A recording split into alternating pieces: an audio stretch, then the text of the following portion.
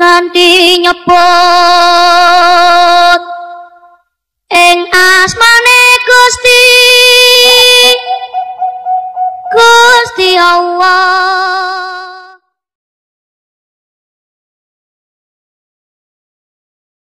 Dinukum waliyadin, orang sini sudah rukun antar agama karena perang agama terbesar terjadi tahun 800 di sini antara Wangsa Shailendra sama Wangsa Sanjaya. Wangsa Sanjaya beragama Hindu, Wangsa Shailendra beragama Buddha. Sampai Raja Hindu takut menjadi raja. Panukuh pergi ke India. Di India belajar ilmu arsitektur, pulang dikenal dengan nama Resi Gunadarma. Yang Raja Shailendra bernama Garung bergelar Smaratungga, anti Hindu. Tapi begitu menang perang, dia putus asa karena mau bikin candi nggak punya arsitek. Maka arsitek yang disuruh bangun adalah orang Hindu yang bernama Panukuh. Lahirlah candi Hindu, candi Buddha, nuansanya Hindu yang dikenal dengan Sambara Budura, Borobudur. Makanya kalau ada yang mengatakan Borobudur tinggalan Nabi Sulaiman, tertolak dengan teori itu. Kenapa? Karena Nabi Sulaiman berada di tempat yang namanya Ardul Muqaddasah, dan Ardul Muqaddasah bukan Sleman. Maka ndak usah sok Nabi Sulaiman dari Sleman. Iya, saya nanya jin yang paling tua bukan katanya.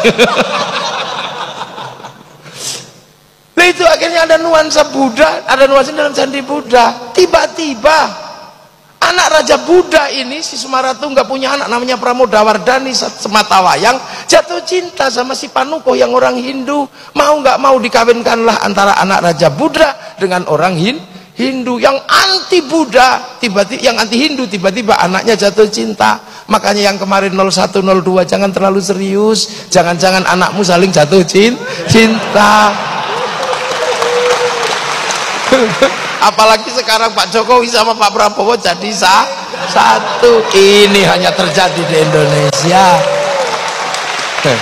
Nggak usah malu, nggak usah malu, nggak usah malu. Yang kemarin mau jihad, mau apa, nggak usah malu. Kalau engkau tidak menangkan kami, aku takut tidak lagi yang menyembahmu. Udah nggak usah, nggak usah. Nggak usah, nggak usah, udah. Ini Pak Jokowi, ini Pak Prabowo, orang-orang hebat di Indonesia. Akhirnya 5 tahun ke depan orang juga takut kalau berseberangan terlalu serius. Jangan-jangan kayak kemarin. Ini selesailah para supporter ini. Ampun sudah sekarang ini. Ketemu strategi berangkulan antara orang Jawa, ya orang Jawa Solo dan orang apa Pak Prabowo itu turunan mana itu? Jawa sama Manado. Rukun gitu. Yang lain supporternya, hah? Aku udah terlanjur cerai, gimana? Aku udah terlanjur mengatakan haram. Aku udah terlanjur bersumpah akan potong kemaluan. Ini gimana? Terus gue mesti bilang wow gitu? Enggak juga. Makanya biasa aja. Lu akhirnya selesailah problem Hindu Buddha. Akhirnya ketika Merapi meletus pecah dua, Smaratungga punya keturunan namanya Bala Putra Dewa dari Wangsa Shailendra pindah Palembang, nggak ribut agama. Karena makanya Sriwijaya jadi besar.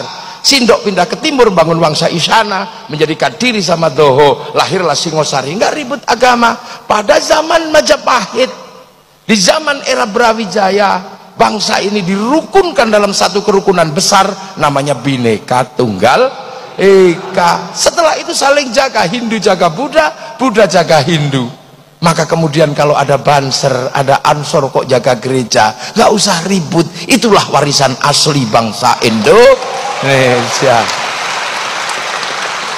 Di Bali yang jaga masjid pecalang, di New Zealand yang jaga masjid orang Nasrani. Nggak usah ribut. Tumpeng masuk gereja, nggak usah marah, nggak usah emosi, nggak usah. Hanya karena kebiasaan, ya usah. Udah biasa aja ini Indonesia. Nonton film Korea biasa aja, nggak usah kafir. Masa gara-gara kalah ganteng sama aktornya terus bilang kafir? Jangan gitulah. Kita biasa aja. Jadi kita ini punya bangsa. Jadi kita rukun, makanya kiai rukun karena bineka. Para tilmidun muridun rukun dalam bahasa santri, dan sampai hari ini kerukunan itu terjaga. Hanya di Indonesia Yamaha rukun sama Honda, hanya di sini. Hondamu apa? Mio, itu hanya di sini. Hanya di sini minuman botol rukun dalam nama Aqua. Hanya di sini mie instan rukun dalam nama Sarimi. Hanya di sini seluruh pompa air rukun dalam nama Sanyo. Hanya di sini seluruh pembalot rukun dalam nama Softtek. Itu di sini. Udah biasa. Hanya di sini. Itu. Ini di Indonesia rukun. Makanya kemudian para ulama punya konsep merukunkan ini tanpa membentur. Akhirnya kemudian kehilangan tanah air ini, Islam harus punya bangunan baru. Maka lahirlah sebuah bangunan baru di mana raja dan hamba sebagai struktur yang disepakati di Nusantara mulai dibikin struktur kecil di tengah antara raja dan hamba. Struktur itu dikenal dengan nama musyarakah yang akhirnya menghasilkan bahasa masyarakat. Lah kalau sudah masyarakat, jangan raja, jangan hamba saling menindas, tapi hidup saling bertanggung jawab. Konsep hidup saling bertanggung jawab tawarannya adalah dari Rasulullah, kullukum ra'in wa kullukum mas'ulun an ra'iyati. Maka hidup bersama dalam musyarakah, orangnya disebut ra'iyah atau rakyat. Akhirnya raja dan hamba melebur dalam konsep ra'iyah. Dan satu-satunya bangsa muslim dunia yang sanggup mengambil kalimat Rasulullah untuk menyebut warga bangsanya dengan sebutan ra'iyah hanya ulama Indonesia. Nggak ada yang lain. Tapi ulama nggak marah, harus dihapus semua, enggak. Yang kawulo masih boleh bilang kulo, yang hamba masih boleh bilang ambo, yang abdi masih boleh bilang abdi, yang sahaya masih boleh bilang saya, masih boleh. Jadi gitu. Lah terus kemudian ro'iyah kalau ngumpul, Al-Quran menjelaskan wasyawirhum fil amri, maka kemudian lahirlah konsep musyawarah. Lah kalau musyawarah jangan menang-menangan sendiri. Al-Quran mengajarkan tafassahu fil majalis wafsahu yafsakhillah, maka ruang musyawarah namanya majelis. Ngangkat pemimpin standarnya wasi'a kursiyus samawat, maka kedudukan pemimpin disebut kursi. Sunan Ampel nata ini semua. Datuk Ribandang dikirim ke Sulawesi, Aryo Abdillah dikirim ke Palembang, Hatib Dahyan dikirim ke Kalimantan. Lahirlah sistem ro'iyah, sistem musyawarah, musyarakah. Kemudian ini bersatu, Belanda datang, dilawan secara bersama-sama. Belanda pergi, daerah yang merupakan konsep para wali bersatu dalam sebuah nama wilayah. Artinya al-wali meninggalkan wilayah, dan wilayah itu dinamakan Negara Kesatuan Republik Indonesia. Makanya kalau ada pertanyaan kenapa Arab satu bangsa bisa pecah menjadi puluhan negara, kenapa Eropa satu bangsa bisa pecah menjadi puluhan negara, tapi kenapa Nusantara yang puluhan bangsa mampu bersatu dalam satu negara? Karena ada santri, ada kiai. Ini jawabannya.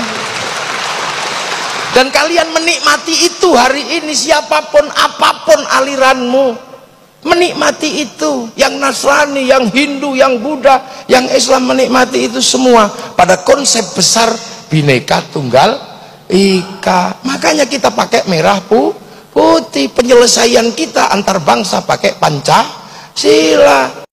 Makanya jangan kau bawa sistem penyelesaian bangsa lain menggunakan dibawa ke sini. Perdebatan penyelesaian bangsa setelah Bung Karno, zaman Balai Pustaka, apakah akan diselesaikan dengan cara Eropa? Tidak bisa. Lahirlah sebuah novel yang kemudian dikasih judul Salah Asuhan. Apakah akan diselesaikan dengan cara Arab? Tidak bisa. Lahirlah novel di bawah lindungan Ka'bah. Apakah akan diselesaikan dengan cara Indonesia full? Tidak bisa. Kenapa? Lahirlah novel namanya Siti Nurbaya. Apakah akan diselesaikan dengan cara Belanda? Lahir tenggelamnya kapal Van der Wijk. Apakah mau diselesaikan dengan itu? Nah sekarang banyak yang menganggap bangsa ini sakit, tiba-tiba membawa penyelesaian dengan cara dari luar. Makanya aneh, membawa Hizbut Tahrir ke Indonesia itu aneh. Hizbut Tahrir didirikan oleh Taqiyuddin An-Nabhani untuk menjadi problem solvingnya bangsa Filistin, dan itu gagal di Filistin. Maka kenapa kau bawa produk gagal masuk ke Indonesia? Jangan. Ikhwanul Muslimin kemudian mau dipakai menyelesaikan problem Indonesia, nggak bisa. Ikhwanul Muslimin didirikan oleh Hasan Al-Banna sebagai problem solvingnya orang Mesir, dibawa ke Indonesia, di sana gagal, Morsi digantung. Akan kau selesaikan untuk Indonesia? Nggak mungkin. Kita bukan tipologi sana, kita puluhan bangsa bersatu dalam satu negara kesatuan Republik Indonesia. Maka kita pakailah problem solving Nusantara, cara-cara Indonesia.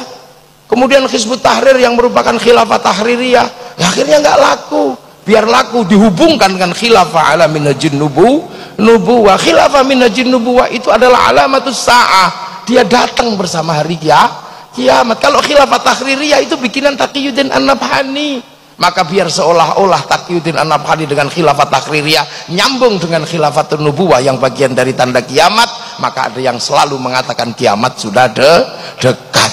Masih jauh, masih ada santri. Lu santri kalau zikir bunyi, maka yang tidak ngerti bisa dengar menirukan. Pakai speaker yang jauh bisa dengar menirukan. Nah, yang lain cuma diam gini. Nah, yang nggak bisa zikir sampai mati juga nggak bisa zikir, nggak dengar apa-apa. Strategi luar biasa. Makanya jangan kau sebut negeri ini tauhid. Gitu loh. Maka karena konsep besar adalah wilayah, maka santri yang merupakan tinggalan para wali, begitu bangsa ini harus memilih sikap. Apakah sikap memilih dasar Islam ataukah sikap memilih dasar bangsa dan negara? Kiai Hasyim Asy'ari memilih sikap bagaimana membangun bangsa dalam ketuhanan yang Maha Esa, meninggalkan yang namanya dan kewajiban syariat Islam bagi pemeluknya. Dan ketika bangsa ini diganggu, kenapa? Karena apa? Karena kedatangan bangsa yang akan mengganggu bangsa. Kesadaran wilayah, kesadaran musyarakah, kesadaran bahwa ini adalah tinggalannya para wali harus dipertahankan.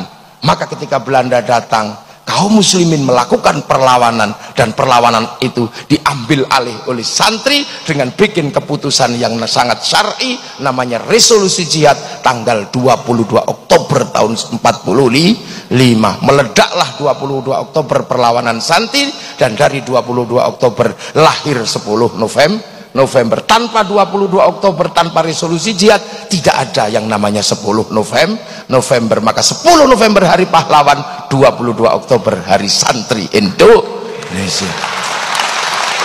Nggak bisa. Lah kenapa bermula dari mana? Dari merah putih. Berawal dari merah putih. Dulu merah putih paling dibenci sama Belanda karena mempersatukan. Kiai santri akhirnya tidak bisa mengibarkan merah putih depan rumah, kibarkan di atas rumah kalau mau bangun.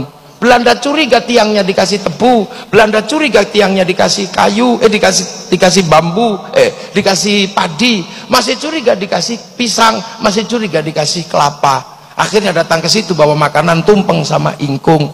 Doanya Allahumma barik, Allahumma barik, maka datangnya tumpeng ingkung dikenal dengan nama barian. Allahumma barik, Allahumma barik. Akhirnya makanannya habis, padinya mengering, tebunya mengering, pisangnya rontok, kelapanya rontok, yang tersisa tinggal merah putih. Ini perlawanan kami mencintai persatuan lewat bendera merah putih. Tapi oleh Belanda akhirnya ditambah biru, santri ngamuk disobek. Begitu disobek mereka ngamuk semua, dan yang paling bertanggung jawab adalah santri. 22 Oktober resolusi jihad menghasilkan peristiwa 10 November di Surabaya. Makanya bagi anak milenial kadang merah putih hanya berharga 50.000, tapi santri yang menganggap ini bagian dari perjuangan nenek moyangnya mempersatukan Nusantara, maka merah putih berharga nyawa, ribuan nyawa. Sekarang merah putih tidak minta darah dan tidak minta nyawa, hanya kita minta diangkat oleh tangan kita kiri. Bagi anak milenial yang nggak mengerti ini, dia akan mengatakan tauhid, mengatakan bid'ah, mengatakan musyrik. Ini pasti zaman perang nenek moyangnya, bukan bagian dari sejarah perlawanan bangsa. Ini Nusantara.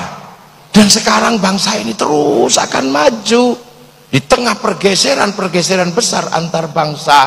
Ketika bangsa ini merdeka, bangsa ini disuruh memilih setelah Hitler jatuh tahun 48, karena Amerika sama Soviet terus berperang, mau ikut mana? Bung Karno tidak memilih ke kiri atau ke kanan.